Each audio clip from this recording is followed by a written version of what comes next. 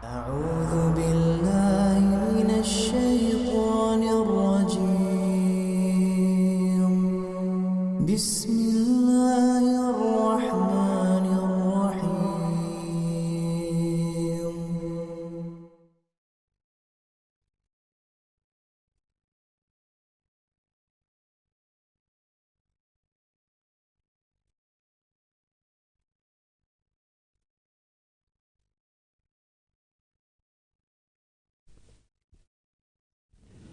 Bismillahirrahmanirrahim. Assalamualaikum warahmatullahi wabarakatuh. Innal hamdalillah nahmaduhu wa nasta'inuhu wa nastaghfiruh wa na'udzu billahi min shururi anfusina wa min sayyiati a'malina. Man yahdihillahu fala mudilla lahu wa man yudlil fala hadiya lahu. Asyhadu an la ilaha illallah wahdahu la syarika lah wa asyhadu anna Muhammadan 'abduhu wa rasuluhu la nabiyya wa la rasula ba'dah. Amma ba'du. Masyarul muslimin dan muslimat jamaah salat subuh yang semoga selalu dalam lindungan dan penjagaan Allah Subhanahu wa taala. Alhamdulillah, kita bersyukur pada Allah Subhanahu wa taala atas segala karunia yang telah dilimpahkan kepada kita, yang dengannya alhamdulillah kita bisa berkumpul di rumah Allah yang kita cintai ini dalam rangka menunaikan kewajiban kita sebagai hamba Allah. Salawat beserta salam tak lupa pula kita hadiahkan untuk Nabi kita tercinta Nabi Muhammad sallallahu alaihi wasallam. Semoga kita termasuk umat beliau yang mendapatkan syafaatnya kelak pada hari kiamat. Para hadirin dan hadirat dimuliakan oleh Allah Subhanahu wa taala, melanjutkan kajian kita pada pembahasan kitab Hilyah Thalibil Ilmi, perhiasan bagi para penuntut ilmu. Pada pertemuan yang lalu kita telah membahas dua poin penting. Poin yang pertama adalah penuntut ilmu hendaknya memiliki sifat amanah ilmiah. Kemudian yang kedua adalah as-sidqu, jujur. Insyaallah kita akan lanjutkan yang berikutnya di antara hilyah, di antara perhiasan yang hendaknya dimiliki oleh penuntut ilmu, dan ini ada pada poin yang ke-34. Poin yang ke-34. Junnatu talibil ilmi. Penuntut ilmu itu hendaknya memiliki perisai, memiliki tameng. Apa tameng penuntut ilmu? Apa perisai penuntut ilmu? Ucapan la adri. La adri. La adri itu artinya saya tidak tahu. Jadi penuntut ilmu, dia jangan menganggap ucapan saya tidak tahu itu merupakan aib. Kadang banyak penuntut ilmu, dai, ustadz, bahkan ulama sekalipun, bahwa ucapan la adri, saya tidak tahu, di zaman itu bukan suatu aib. Bahkan Imam Malik pernah mengatakan, man qala la adri faqad aftah. Siapa yang mengatakan, siapa yang mengucapkan saya tidak tahu, maka sungguh dia telah memberikan fatwa. Jadi mengatakan saya tidak tahu pada permasalahan ini, pada kasus ini saya tidak tahu. Sungguh orang tersebut sudah memberikan fatwa. Jadi penuntut ilmu, apalagi seperti kita, ucapan la adri, ucapan saya tidak tahu, saya tidak tahu, dalam masalah ini saya tidak tahu, wallahu a'lam, saya tidak tahu, wallahu a'lam, ini adalah perisai, ini adalah tameng yang hendaknya selalu ada pada penuntut ilmu. Makanya Syekh Bakar Abu Zaid mengatakan, junnatul alim, junnah, bukan jannah ya, kalau jannah surga, dia dhammah ju, junnah bedanya dengan jannah fathah. Jannah surga, taman, kebun itu jannah. Tapi kalau junnah dhammah itu artinya perisai. Junnatul alim, perisai bagi penuntut ilmu, bagi alim ulama adalah ucapan la adri, saya tidak tahu. Wa yahtaku hijabahu al-istinkafu minha. Dan sebaliknya, sombong Dia nggak mau terlihat dia itu tidak tahu. Itu berarti sombong. Ketika ditanyakan permasalahan, ketika dihadapkan suatu persoalan, dia malu, mau mengatakan nggak tahu, saya nggak tahu. Nah ini sombong. Kata Syekh Bakar Abu Zaid, sifat sombong inilah yang akan merobek hijab, benteng yang telah menyelimuti seorang penuntut ilmu tadi. Itu bisa robek. Sehingga dia tidak mau mengucapkan saya tidak tahu. Dia akan berusaha mengatakan yuqal, azunnu, yuqal itu kayaknya. Nah kata-kata kayaknya itu tidak boleh. Kayaknya sih seperti ini, kayaknya halal deh. Kayaknya boleh. Nah kata kayaknya itu tidak boleh diucapkan oleh penuntut ilmu. Mending dia katakan saya tidak tahu. Tidak kayaknya atau saya kira itu boleh deh. Nggak boleh mengucapkan saya kira, kayaknya, konon katanya, itu tidak boleh diucapkan oleh penuntut ilmu. Kalau dia tidak yakin benar apa yang dia ucapkan, apa yang dia jawab dari persoalan itu, mending lebih aman dia mengatakan saya tidak tahu.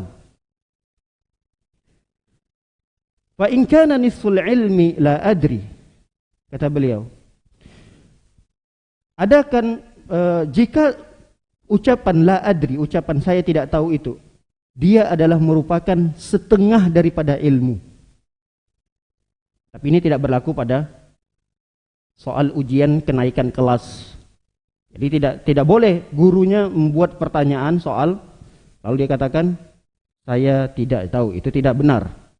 Dalam hal-hal yang akademis seperti ini, dia mesti harus berusaha untuk mencari tahu. Dia harus belajar.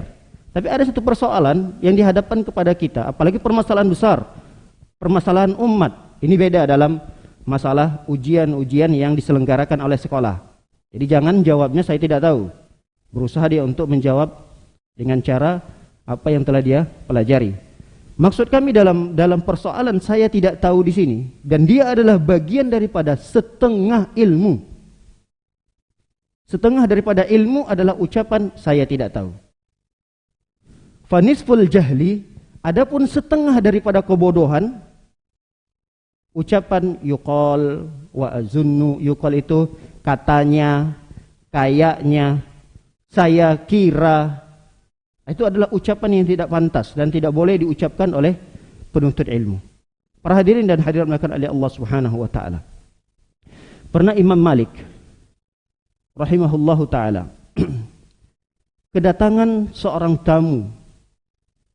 Yang ini tamu datangnya dari jauh. Datangnya dari Maghrib. Maghrib itu Maroko sekarang. Dia seorang penuntut ilmu datang ke Imam Malik. Di saat itu Imam Malik di Madinah. Kita bisa bayangkan di saat itu bagaimana upaya mereka untuk melakukan safar bertemu dengan seorang alim. Dan pertemuan seorang laki-laki ini ingin bertemu dengan Imam Malik tidak hanya sekitar kira-kira hanya membawa satu permasalahan, dua permasalahan, tidak. Dia mengumpulkan permasalahan yang banyak. Dalam riwayat itu diceritakan sekitar 48 permasalahan. 48 permasalahan yang dikantongnya, lalu kemudian dia ingin menghadap kepada Imam Malik. Ketika dia bertemu dengan Imam Malik, ini yang meriwayatkan kisah ini adalah muridnya sendiri, Imam Syafi'i. Kata Imam Syafi'i, syahidtu Malik wa qad su'ila an 48 mas'alatan. Aku menyaksikan langsung, kata Imam Syafi'i, dengan mata kepalaku.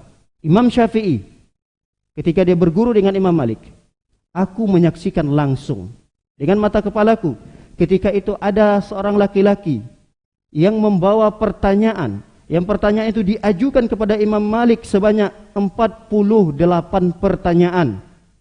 48, bukan sedikit. Faqala, lalu dia cuma menjawab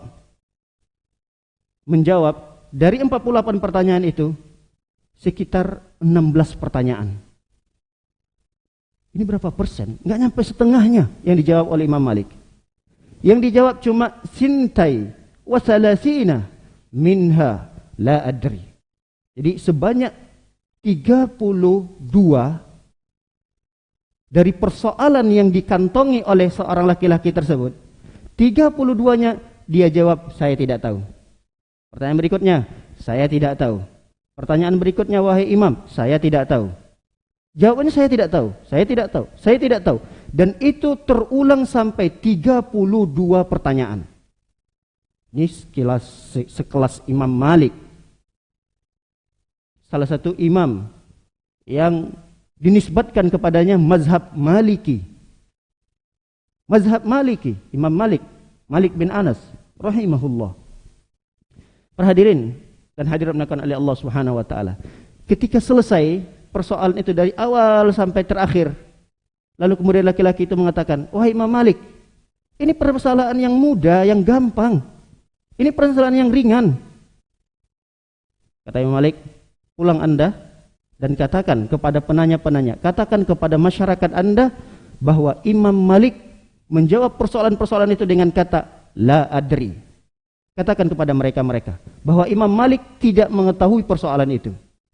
Dan Imam Malik agak sedikit kencang dan tegas dia mengatakan, tidak ada dalam permasalahan agama, tidak ada dalam permasalahan agama yang diistilahkan dengan ringan, enggak ada. Enggak ada. Karena Allah Subhanahu wa taala mengatakan, inna sanulqi 'alaika qaulan sakila. Jadi semua dalam permasalahan agama itu tidak ada yang ringan. Enggak bisa dibedakan, ini persoalan ringan, ini sedang, ini permasalahan berat. Masa iya sih permasalahan ringan saja enggak bisa dijawab? Kata Imam Malik, dalam permasalahan agama tidak ada yang ringan. Semuanya kata Allah qaulan sakila, ucapan yang berat. Permasalahan yang berat ada pada permasalahan-permasalahan agama. Baik para hadirin dan hadirat dimuliakan oleh Allah Subhanahu wa taala. Imam Malik beliau tidak merasa malu. Beliau tidak merasa bahwa inilah aib sebagai seorang alim tidak menjawab pertanyaan. Dari sekian pertanyaan itu hanya terjawab segelintirnya saja. Beliau tidak malu. Kenapa? Karena beliau tahu betul bahwa tameng, perisai bagi penuntut ilmu, bagi seorang alim adalah saya tidak tahu. Ini kadang banyak orang terlalu berani menjawab persoalan-persoalan yang diajukan kepadanya, padahal dia tidak yakin dengan jawaban itu. Lalu dia memberanikan diri untuk menjawab. Dan dia merasa yakin lagi dengan jawaban itu. Yang kayaknya saja, ucapan kayaknya, saya kira, konon katanya, itu boleh. Itu saya tidak boleh diucapkan. Pernah suatu ketika, di zaman Nabi SAW, ada seorang sahabat mulia. Ketika di suatu perjalanan, terjadilah kecelakaan. Sehingga sahabat ini jatuh dari kudanya, menyebabkan kepalanya luka, pendarahan di kepalanya. Qadarullah, di malam harinya dia mimpi basah. Dalam kondisi dia terluka, kecelakaan parah, kepalanya luka. Dan di malam itu pun dia mimpi basah. Bertanyalah kepada sahabat-sahabat yang di sekitarnya yang satu perjalanan dengannya, adakah keringanan bagiku untuk mengganti agar tidak mandi? Mungkin ada keringanan-keringanan yang lain diganti dengan tayamum.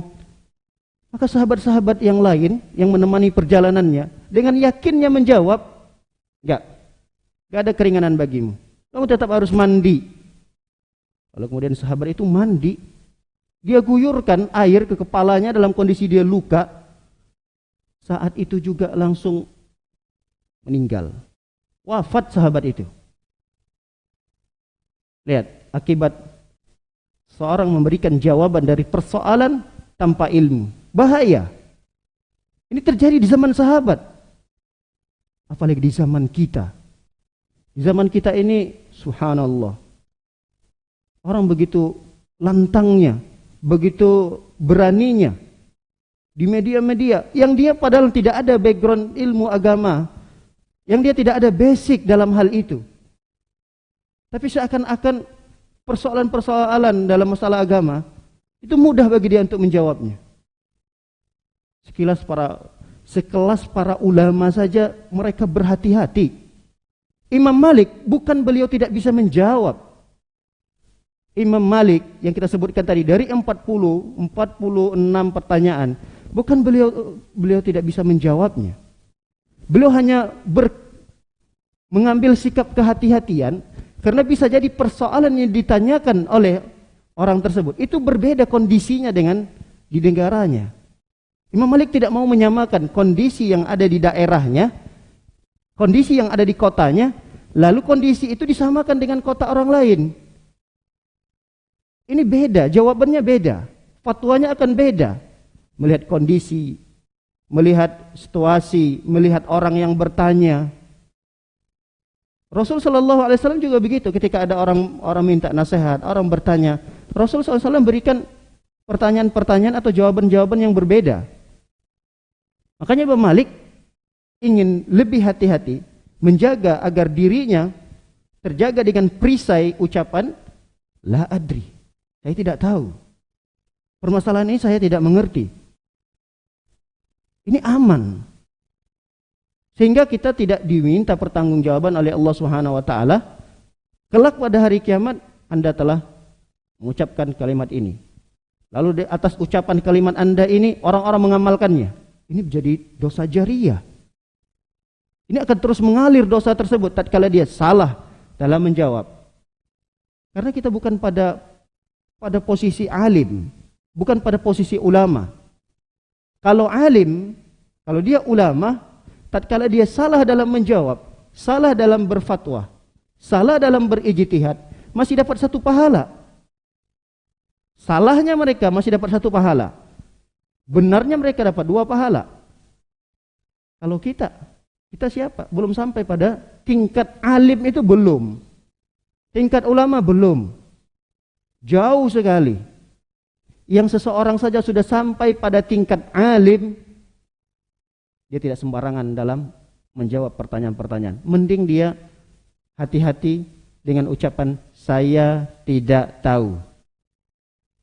Dan hendaknya kita begitu. Jika ada yang bertanya, kita ini kelihatan memang ya dari zahirnya ini masya Allah, ini orang rajin ke masjid, ini orangnya soleh, ini orangnya rajin duduk di majelis ilmu. Namanya teman-teman kepercayaannya begitu besar kepada kita. Teman-teman kita, tetangga-tetangga kita, kadang kepercayaannya besar kepada kita. Husnuzonnya luar biasa kepada kita. Lalu kemudian ada permasalahan-permasalahan agama yang dihadapinya, dia tanyakan kepada kita. Nah kita juga terlalu pede, ini yang bahaya. Memiliki kepercayaan diri yang terlalu besar, seakan-akan bisa menjawab pertanyaan itu, kita berupaya memaksakan diri. Gak mau mengatakan, saya gak tahu, mohon maaf Pak, saya gak tahu. Mending Bapak tanya, Ustadz saja. Saya gak Ustadz, saya penampilan saya saja kayak Ustadz ini. Penampilan saya saja, karena memang inilah pakaian syiar Islam. Saya pakai peci, saya pakai baju koko, saya pakai sarung. Saya memang mau ke masjid. Kelihatannya saja saya pakaiannya seperti ini. Tapi kalau persoalan seperti itu, mohon maaf Pak, saya tidak tahu. Saya tidak tahu. Mending Bapak tanya ke Ustadznya aja langsung. Ini kan lebih aman. Nah, ucapan-ucapan seperti itu harusnya menghiasi penuntut ilmu. Jangan malah, waduh, malu deh saya. Saya kan dikenal dengan orang yang rajin sholat nih, 5 waktu di masjid. Bahkan kalau ada majelis ilmu, saya hadir dan duduk di sana. Malu dong saya jawabnya tidak tahu. Memaksakan diri. Dia coba untuk jawab. Oh itu nggak boleh Pak, itu haram. Oh itu nggak apa-apa, halal, silakan, nggak apa-apa, kerjakan aja, nggak apa-apa Pak. Ada kok, ada, kayaknya ada deh dalilnya. Dan pernah saya dengar itu kayaknya sahih, hadisnya sahih menjelaskan tentang itu. Mencoba untuk kayaknya memaksakan diri. Dan ini tidak pantas dilakukan oleh penuntut ilmu. Para hadirin dan hadirat makan oleh Allah Subhanahu wa taala. Kalimat saya tidak tahu, lalu kemudian diucapkan lagi dengan tambahan Allahu a'lam. Ini menunjukkan bahwa seseorang itu tahu bahwa dia tidak mengetahui. Makanya kata para ulama tadi, kalimat la adri adalah setengah daripada ilmu. Kalau dia katakan saya tidak tahu, itu artinya kata para ulama, dia telah memiliki setengah ilmu. Kenapa dikatakan ucapan saya tidak tahu adalah setengah daripada ilmu? Karena dia tahu bahwa dia di saat itu tidak mengetahui. Jadi ketika dia mengilmui, saya tidak tahu loh permasalahan ini, saya tidak tahu. Ini menunjukkan bahwa dia tahu bahwa di saat itu dia tidak tahu. Makanya dia disebut dengan setengah daripada ilmu. Kemudian yang kedua, kenapa kata tidak tahu atau Allahu a'lam itu adalah kalimat yang dikatakan setengah daripada ilmu? Karena dia menyandarkan, menyerahkan ilmu itu kepada Allah Subhanahu wa taala. Ini kehati-hatiannya. Bahwa permasalahan-permasalahan seperti ini jangan ditanyakan kepada saya. Saya tidak tahu. Allahu a'lam. Allah yang lebih tahu. Jadi dia serahkan dirinya dan keilmuannya kepada Allah Subhanahu wa taala untuk kehati-hatian agar dia tidak salah dalam menjawab persoalan-persoalan yang diutarakan kepadanya. Nah, bagaimana hukum bagi mereka yang dia tahu nih jawabannya, dia tahu jawabannya, tapi dia ucapkan Allahu a'lam. Dia tahu jawabannya, tapi dia ucapkan Allahu a'lam. Allahu a'lam. Kata para ulama, lihat dulu permasalahannya. Kalau permasalahan itu adalah permasalahan yang tidak ada satu orang pun luput dalam ilmu pengetahuan, maka dia jawab dan tidak perlu mengucapkan Allahu a'lam. Karena ucapan Allahu a'lam pada kata, pada jawaban yang semua orang tahu jawaban itu tidak cocok kata para ulama disandingkan dengan Allahu a'lam. Contoh, Pak, apa hukum salat 5 waktu? Semua orang pasti tahu jawabannya. Pak, apa hukum salat 5 waktu? Wajib. Allahu a'lam. Wajib hukumnya Allahu a'lam. Itu kata para ulama tidak cocok. Kata Allahu a'lam pada satu persoalan, satu permasalahan yang semua orang udah tahu hukumnya. Bahkan satu persoalan itu merupakan kesepakatan ulama tentang hukumnya. Maka jawaban yang benar selain kita katakan wajib, lalu kemudian kita iringi kalimat wabillahi taufik. Wabillahi taufik. Itu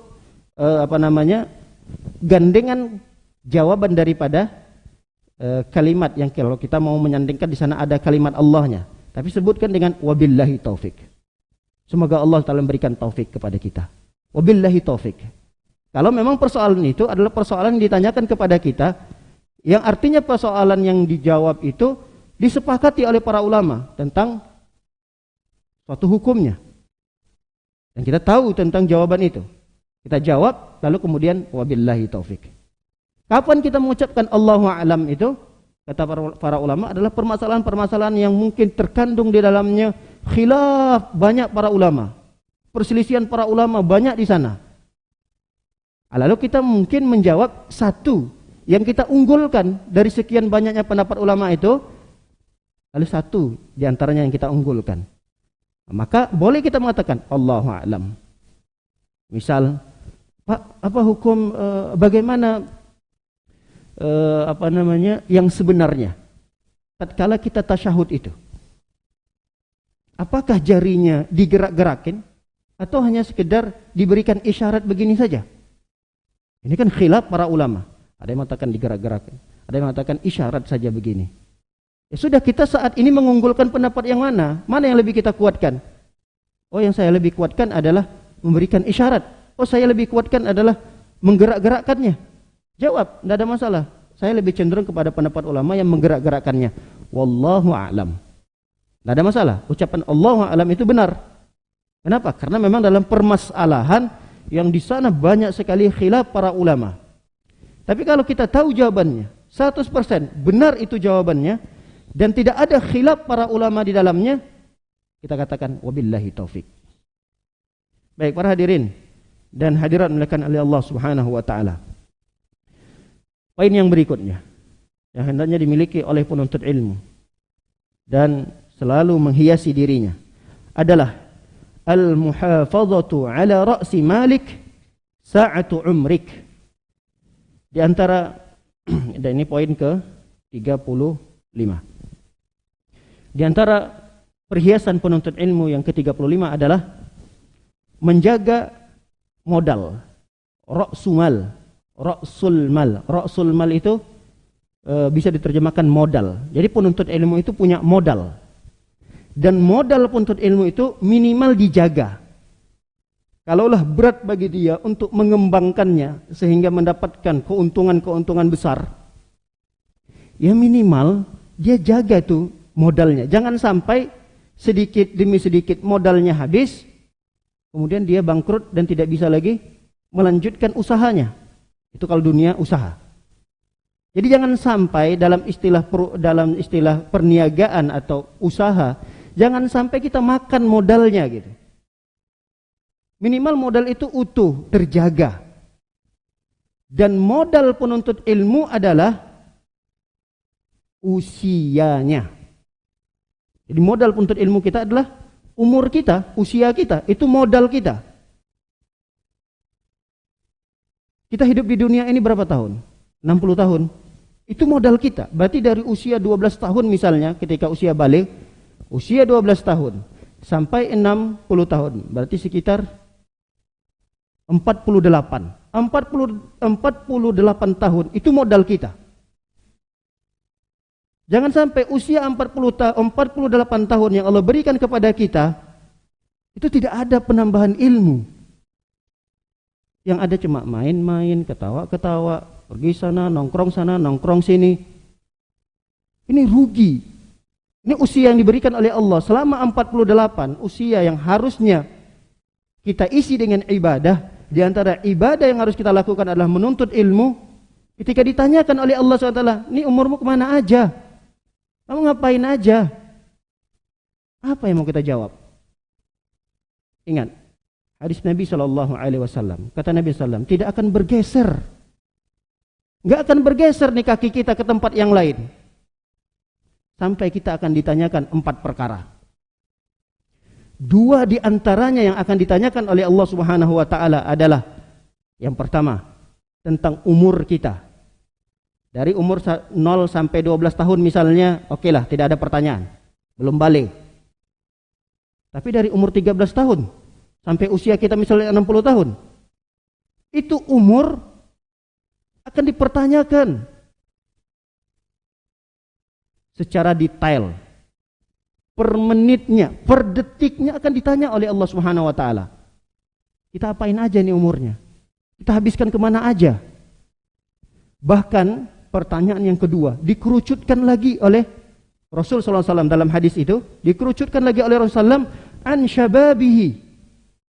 Yang akan ditanyakan oleh Allah adalah masa mudanya. Kalau kan masa muda ini kan bagian daripada umur. Sekali lagi kami ulangi.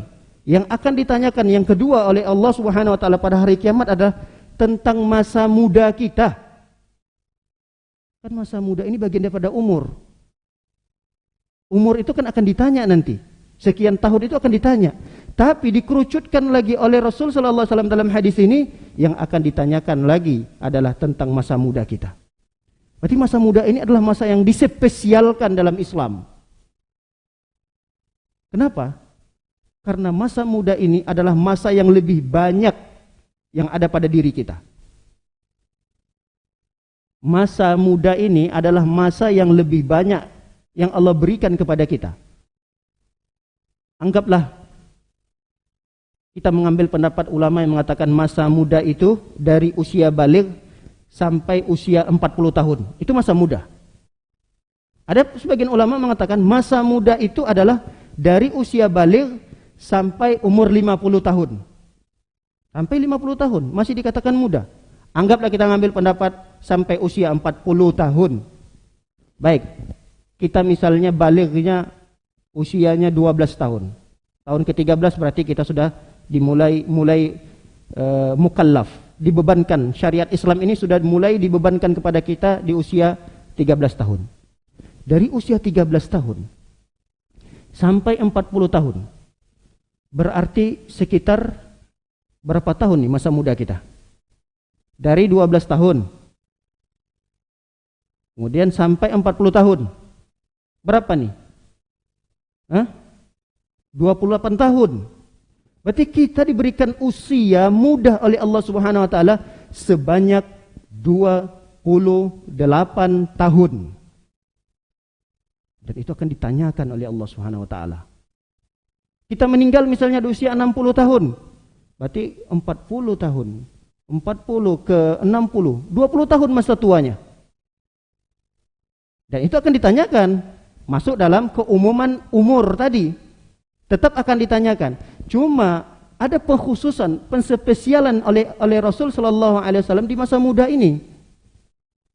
Nah, bagi bapak-bapak sekalian, bagi ibu-ibu sekalian yang masih umurnya di bawah 50 tahun, ini masih dikatakan masih di usia masa muda. Masih ada pertanggungjawaban dengan usia yang kita miliki. Dan itu adalah modal kita. Modal kita nanti menghadap Allah Subhanahu wa taala. Oleh karena itu, kata Syekh Bakar Abu Zaid di sini, jaga itu, jaga umurnya. Maksimalkan umurnya. Bagaimana kita maksimalkan umur kita? Di antaranya menuntut ilmu. Inilah modal bagi penuntut ilmu. Ada yang cerdas sehingga dia bisa mengembangkan umurnya. Dia sudah wafat. Ratusan tahun yang lalu dia wafat. Tapi seakan-akan dia masih beramal di dunia ini. Peninggalan-peninggalannya itu masih banyak di dunia ini. Itulah yang kita dapatkan dari para ulama-ulama kita. Imam Nawawi ratusan tahun telah meninggalkan kita. Tapi buah karyanya masih dibaca, masih dipelajari. Ini harusnya menjadi motivasi, penyemangat bagi kita. Usia kita tidak lama hidup di dunia ini. Lalu kemudian kalau kita meninggal dunia, apa yang kita bawa? Apa yang kita tinggalkan? Jangan sampai kita hanya meninggal dunia, lalu yang kita tinggalkan di dunia ini hanya harta warisan saja. Percuma. Kalau harta warisan itu diwariskan kepada anak soleh dan soleha, alhamdulillah.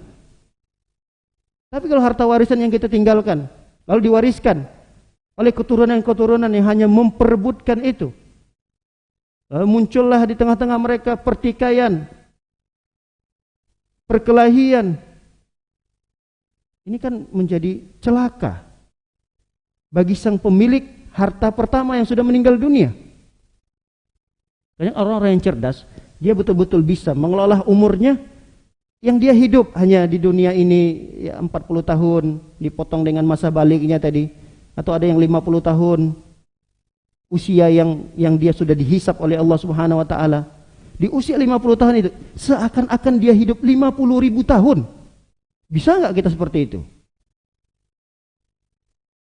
Maka ketika dia meninggal dunia, Masya Allah, dia masih punya peninggalan-peninggalan, pesantren-pesantren masih berjalan. Dia meninggal dunia, masjidnya masih utuh, berdiri yang dia bangun. Ini kan modal. Yang modal tersebut bisa dia kembangkan. Nah, bagaimana cara kita minimal menjaganya aja deh, nggak usah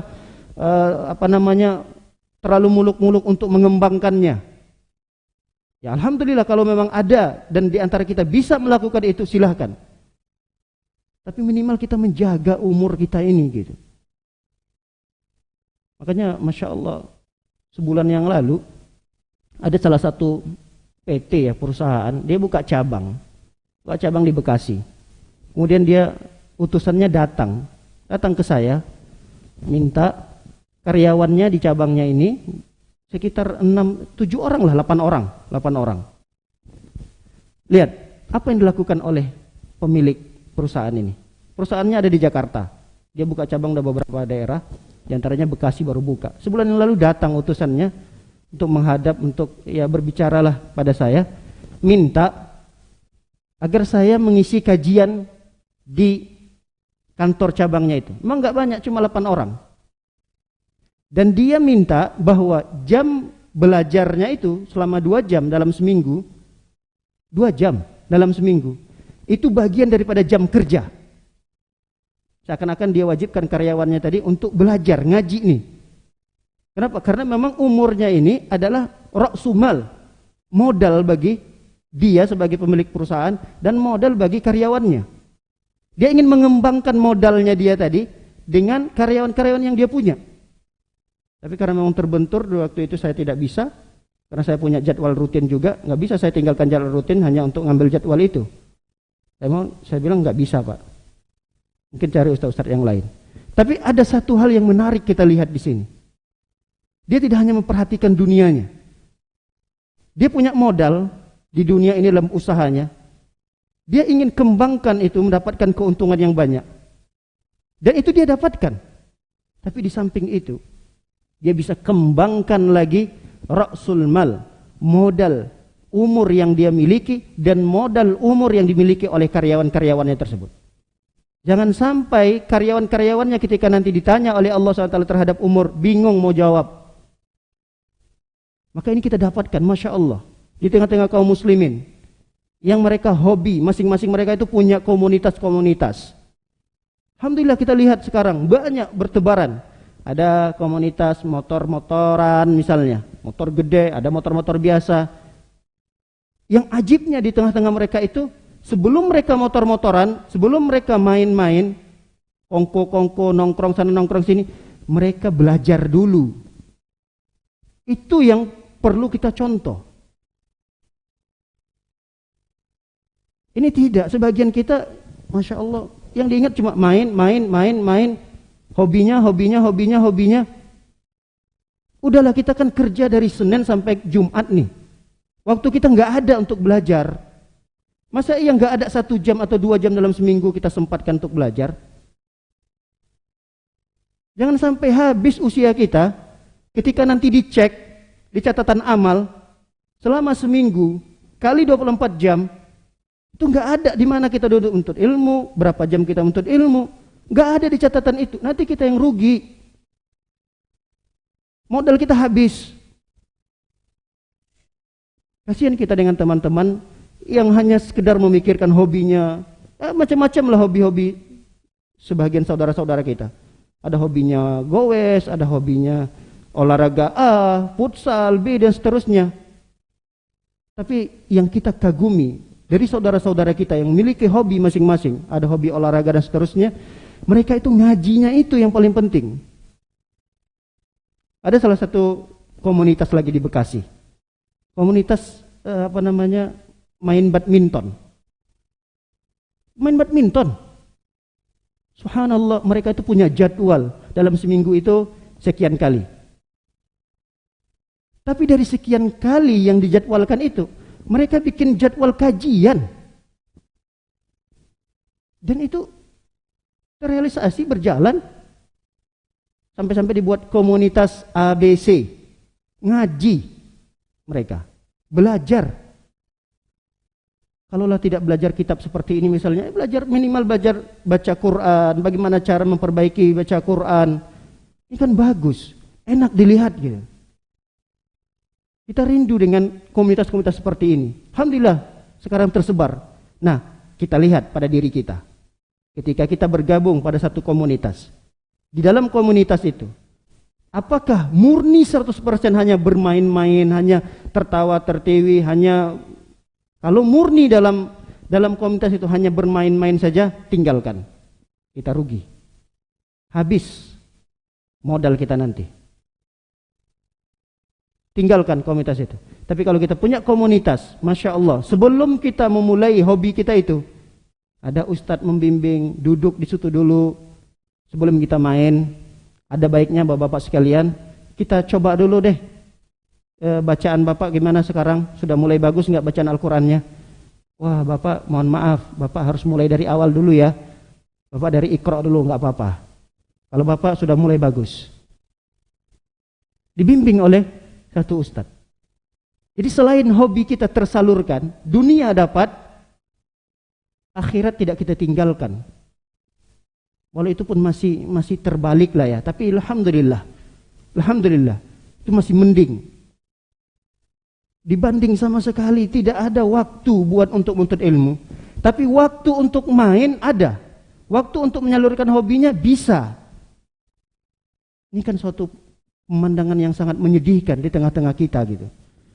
Padahal kita nanti tidak ditanya oleh Allah, kamu udah menyalurkan hobimu enggak dalam minggu ini? Enggak akan ditanya oleh Allah.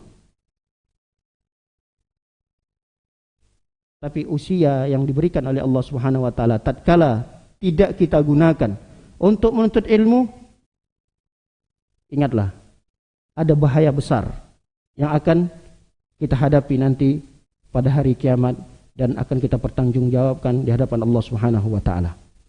Makanya Syekh Bakar Abu Zaid di sini menasihati kita. Jaga benar-benar, kata beliau, jaga benar-benar modal yang Allah berikan kepada kita. Jangan sampai terkikis habis tuh modal, nggak ada lagi. Wafat kita di dunia, nggak ada apa-apa yang kita bawa. Beliau mengatakan di sini, al-waqta litahsil, kata beliau. Jaga waktu kalian. Jaga waktu kalian untuk mengumpulkan ilmu. Fakun halafa amalin, la halafa batalatin wa batarin. Maka bertemanlah, kata beliau, dengan pekerjaan-pekerjaan. Jangan berteman dengan para orang-orang yang bermalas-malasan dalam bekerja, bermalas-malasan dalam menuntut ilmu. Yang berteman, tinggalkan. Berteman dengan mereka-mereka yang rajin nuntut ilmu, yang duduk di majelis ilmu. Ini teman-teman seperti ini, temanin. Karena teman-teman yang apabila kita hidup di dunia ini punya teman-teman seperti ini, dan kita konsisten duduk di majelis ilmu dengan teman-teman tersebut, ya kita harapkan nanti pada hari kiamat teman-teman kita ini memberikan kesaksian baik kepada kita. Siapa lagi akan memberikan kesaksian baik kepada kita? Komunitas yang kita hobi tadi? Gak bakalan. Pernah satu pemandangan yang sangat menyedihkan yang saya lihat. Ketika salah satu temannya meninggal dunia. Ternyata dia, yang temannya meninggal ini adalah hobi goes. Meninggal dunia. Ketika itu kita kita selenggarakanlah jenazahnya, dari memandikan, mengkafani, menyolatkan, dan terakhir kita antarkan di pemakaman. Ketika kami sampai ke pemakaman, wali'iyadzubillah, teman-temannya tadi yang komunitas sama dia, ketika ingin mengantarkan jenazahnya, nongkrong di sana di kuburan dalam kondisi berpakaian goes, bawa sepeda. Ini menyedihkan atau tidak? Apa yang mereka lakukan? Temannya meninggal, ini temannya meninggal. Dia merasa mungkin turut berduka cita, ya sekedar basa-basi. Datang langsung ke pemakaman dalam kondisi pakaian goes. Siapa yang nggak tahu? Beda dong.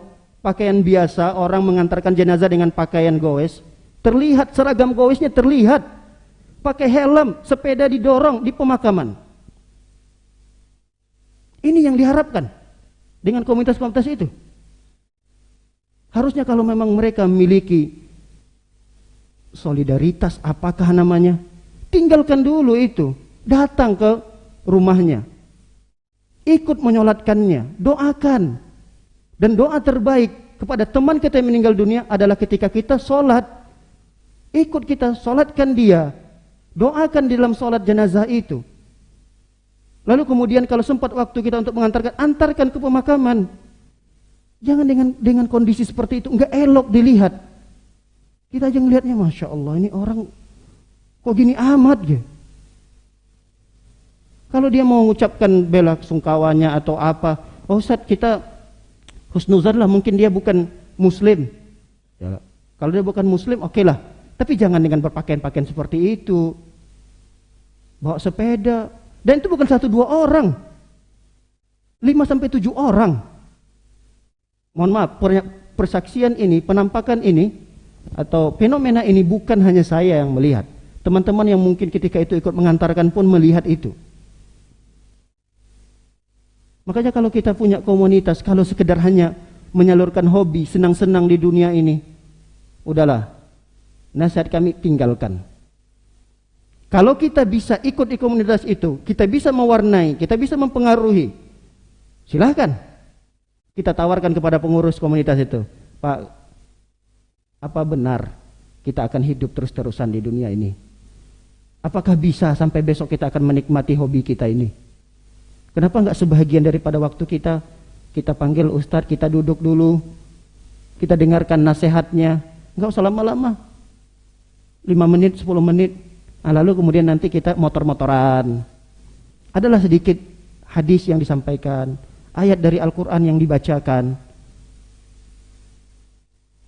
Kalau kita bisa mewarnai seperti itu, silahkan ikut. Tapi kalau enggak, udah, jangan. Karena komunitas-komunitas seperti itu yang tidak mengutamakan agama, tidak mendahulukan dalam hal menuntut ilmu, ketahuilah bahwa yang kita dapatkan hanya kesenangan dunia. Ketika kita meninggal dunia, dah terputus kesenangan itu. Terputus juga teman, udah nggak ada teman lagi. Karena teman kita sebatas komunitas itu. Tapi kalau kita punya teman yang dia rajin menuntut ilmu, nah teman kita ini tidak hanya sekedar kita meninggal dunia terputus, enggak. Tapi dia masih mengingat kita, mengenang kita. Masya Allah Bapak Fulan itu, Masya Allah Bapak Fulan itu. Saya sering melihat, enggak pernah absen loh dia dalam menuntut ilmu. Padahal ini Bapak pengusaha besar, sibuk sekali, tapi tetap masih ada duduk loh di majelis ilmu. Masya Allah ini Bapak Fulan. Ini kalau dilihat dari segi usianya, ini orang udah harusnya di rumah gitu. Tapi Masya Allah saya lihat gak pernah absen. Di usianya segitu gak pernah absen dalam menuntut ilmu. Padahal kita yang duduk di sini, ini bukan tidak ada aktivitas lagi ya. Bisa jadi yang kita duduk saat ini, yang menyempatkan waktu sejam 2 jam ini, jangan anggap kita masing-masing tidak punya jadwal dengan keluarga. Pasti punya. Tapi kenapa kita masih bisa duduk di sini? Jangan anggap di luar itu tidak ada hal-hal yang menggiurkan kita untuk kita lakukan bersama keluarga. Tapi kenapa itu kita sampingkan dulu? Kita sempatkan dulu, duduk dulu di sini nih, duduk dulu sejam 2 jam. Kenapa? Karena kita tahu bahwa usia kita ini adalah modal kita gitu. Jangan sampai kita punya modal habis begitu saja, lalu kemudian kita menghadap Allah dalam kondisi bangkrut. Kemana aja usia 40 tahun? Kemana aja? Gak ada di catatan amal kita sekian jam lah gitu. Dari 40 tahun itu entah 100 jam, entah 200 jam kita duduk di majelis ilmu. Masih ada modal yang kita bawa di hadapan Allah Subhanahu wa taala. Ini 40 tahun waliyadzubillah. Kita tidak punya modal sedikit pun. Kalau bisa kita kembangkan umur kita 40 tahun menjadi 4.000 tahun, 40.000 tahun, bisa sekali. Ya itu sudah banyak contoh-contohnya. Lihat saudara-saudara kita yang sudah meninggal dunia. Ada yang meninggalkan amalan membuat sumur yang digali. Ada banyak saudara-saudara kita seperti itu.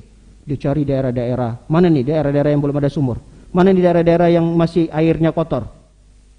Dicari, dibuat tim khusus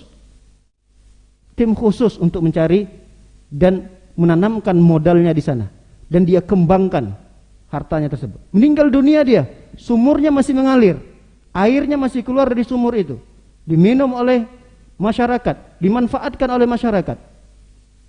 Ini umur berjalan terus, dia sudah meninggal dunia, sumurnya masih ada puluhan tahun setelah dia meninggal dunia.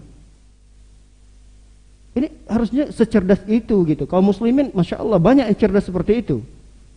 Tapi ada yang kadang kita terlena dengan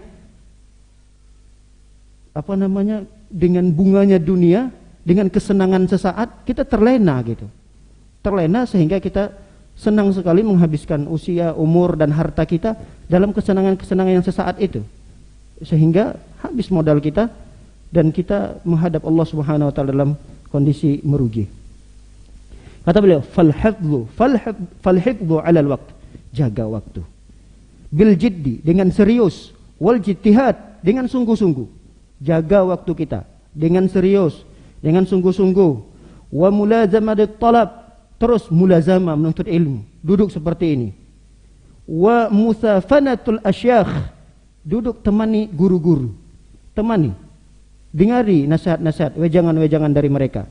Wal istighalu bil ilmi qira'atan wa iqra'an, sibukkan diri kita dengan ilmu, sibukkan waktu kita dengan ilmu, baik itu dengan membaca atau orang lain yang membacakan kita mendengar. Wa mutala'ah, dan mutalaah melihat kembali pelajaran yang sudah kita pelajari. Wa tadabburan, tadabburi yang kita pelajari. Wa hifdzan, hafalkan. Jadi selain kita berusaha untuk belajar, apa sih kekurangan kita saat ini? Apa sih yang masih kurang pada diri kita ini? Ustadz, saya belum terlalu lancar baca Al-Qur'annya. Tahu kita ini kekurangan kita. Kita punya waktu banyak loh. Ustadz, tapi saya usianya udah tua loh. Malu saya ikut-ikut majelis itu. Sekarang banyak guru ustadz yang bisa dipanggil kok. Datang ke rumah, Ustadz, mohon maaf saya malu kalau ikut di majelis Ustadz yang sekian 10 orang, 15 orang itu. Saya pemula sekali Ustadz. Bisa nggak Ustadz meluangkan waktu datang ke rumah? Seminggu sejam, 2 jam. Kalau saya baca sih menurut saya itu sudah bisa gitu. Tapi saya nggak tahu ini udah pas, udah benar, udah cocok, udah sesuai atau belum ini. Itu yang saya ingin saat ini. Masa iya nggak bisa dalam seminggu sejam manggil Ustadz? Tapi kalau kita untuk main dengan keluarga, main dengan teman, main dengan komunitas kita bisa kok. Kenapa nggak sebagian daripada mainnya kita dengan teman-teman itu, sebagiannya dikit aja tampil, dikit aja, belajar. Malu kita belajar kalau banyak orang panggil Ustadz atau kita datang ke Ustadz. Mudah sekarang terilmu. Itu harus kita lakukan, harus. Itu harus dipaksakan, iya dipaksakan. Kalau enggak, kita akan terlena dengan dunia ini. Kita akan terlena dengan kesenangan yang sementara. Apalagi kita punya komunitas, Masya Allah. Enggak akan, kita lupa dengan waktu kalau kita udah bersama teman-teman. Yakinlah. Sejam, 2 jam, 3 jam itu enggak terasa. Kalau komunitas itu murni memang 100% dunia saja. Tapi sekali lagi kalau komunitas yang tadi Masya Allah ditemani, didampingi oleh Ustadz. Tapi tidak hanya didampingi ya. Ada di sana wejangan, nasihat. Sebelum main kasih nasihat. Itu yang kita inginkan dari komunitas-komunitas seperti itu. Dan itu alhamdulillah sudah merebak banyak di tengah-tengah masyarakat kaum muslimin di Indonesia. La siyama, kata beliau, la siyama fi awqati sarkhis syabab, apalagi di usia-usia di masa-masa muda kita. Wa muktabal al-umur, di usia dini.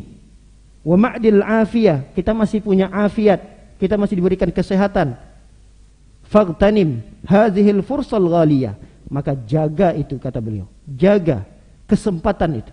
Usia masih muda, belum sampai 50 tahun, belum sampai 40 tahun, jaga kesempatan itu. Karena itulah kesempatan yang sangat mahal, kata beliau. Ini adalah kesempatan sangat mahal sekali. Litanal rutbal ilmil aliyah. Bagaimana kita mengambil kesempatan mahal itu?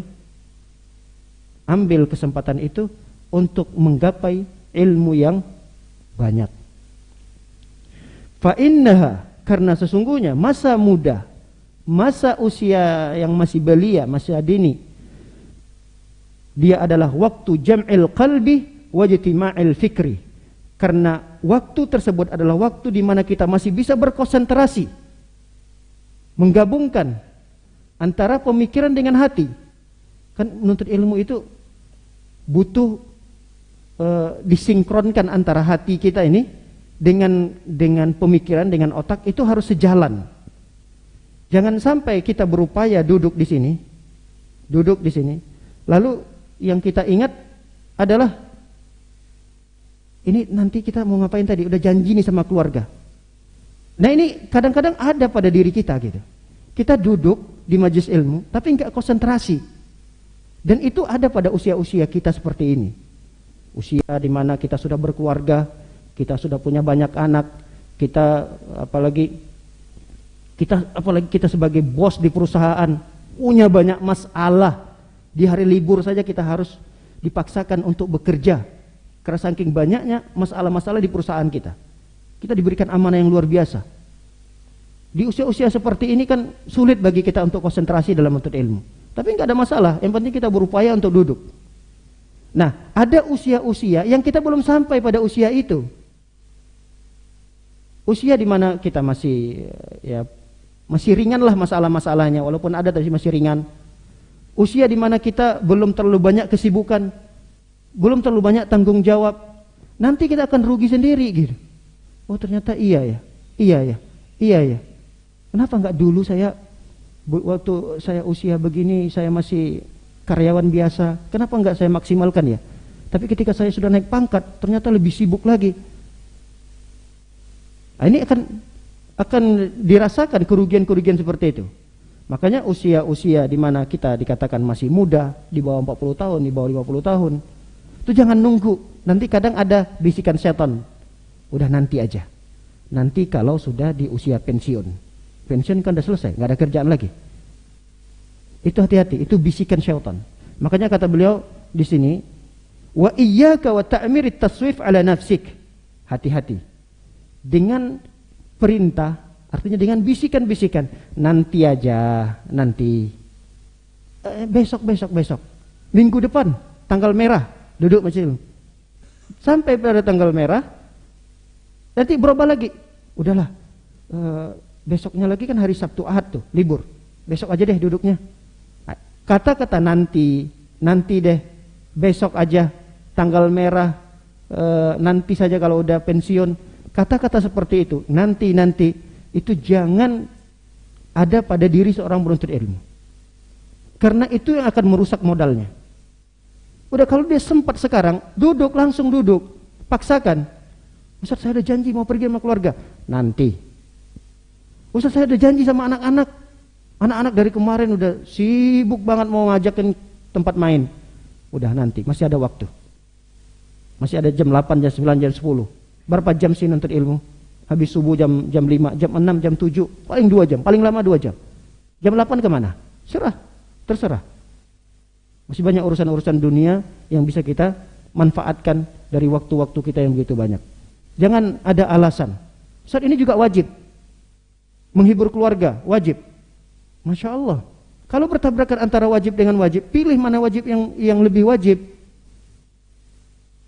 Nah, apa yang paling wajib pada diri kita? Menuntut ilmu. Udah, duduk sejenak, paksakan diri. Sisihkan. Singkirkan dulu kewajiban-kewajiban yang lain itu. Kalau memang kewajiban itu bisa ditunda.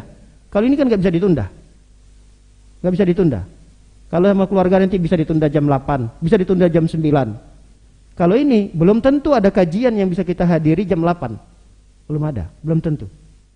Belum tentu jam 9 nanti kita bisa menghadiri kajian lagi. Udah minimal seminggu 2 jam, seminggu 4 jam. Alhamdulillah, jadwalkan rutin itu. Komitmen kita dengan keluarga. Mohon maaf di waktu-waktu ini di jam segini, mohon maaf. Saya nggak bisa ya. Nanti kalau ada setelah ini. Kecuali memang betul-betul mendesak. Betul-betul mendesak karena harus safar, bersilaturahmi dengan orang tua. Alhamdulillah sekarang media membantu kita bisa dengan online. Alhamdulillah. Karena ini adalah kajian rutin saya tetap harus mendengarkan itu. Karena saya sudah berkomitmen nih dalam seminggu minimal 4 jam di Sabtunya sama Ahadnya saya harus berkomitmen. Walaupun saya harus pulang kampung, walaupun banyak kerjaan, walaupun saya gak sempat ke masjid, tapi saya tetap melihat ada rekamannya kok. Dilihat, didengarkan, diikuti. Karena kita sudah komitmen. Inilah ra'sumal kita. Inilah modal kita dan jaga itu. Jangan sampai ketika sudah sampai usia di mana kita disibukkan dengan tanggung jawab, apalagi kita sudah menjabat di suatu perusahaan atau di suatu instansi apapun, itu kalau sudah ada jabatan kita di sana, subhanallah, itu kesibukan yang luar biasa yang akan kita hadapi. Ini menuntut ilmu akan bisa jadi tersisihkan oleh kesibukan-kesibukan itu. Wallahu ta'ala a'lam bishawab. Demikian ini semoga menjadi ilmu yang bermanfaat bagi kita dan dapat kita amalkan dalam kehidupan kita sehari-hari. Ada 2 poin yang kita pelajari di sini. Sekali lagi kami ulangi, jadikan diri kita ini dihiasi dengan junnah tadi, perisai. Apa perisai penuntut ilmu? Ucapan saya tidak tahu. Kemudian yang kedua yang kita pelajari, jaga modal kita. Penuntut ilmu itu punya modal, dan modal penuntut ilmu adalah umurnya. Nah, umur itu dijaga. Di antara menjaga modal atau umur kita adalah menyempatkan diri, memaksakan diri untuk duduk di majelis ilmu. Wallahu ta'ala alam bishawab. Wa sallallahu ala nabiyina Muhammadin wa ala alihi wa sahbihi wasallam ajma'in. Subhanakallahumma bihamdika asyhadu an la ilaha illa anta astaghfiruka wa atubu ilaik. Assalamualaikum warahmatullahi wabarakatuh.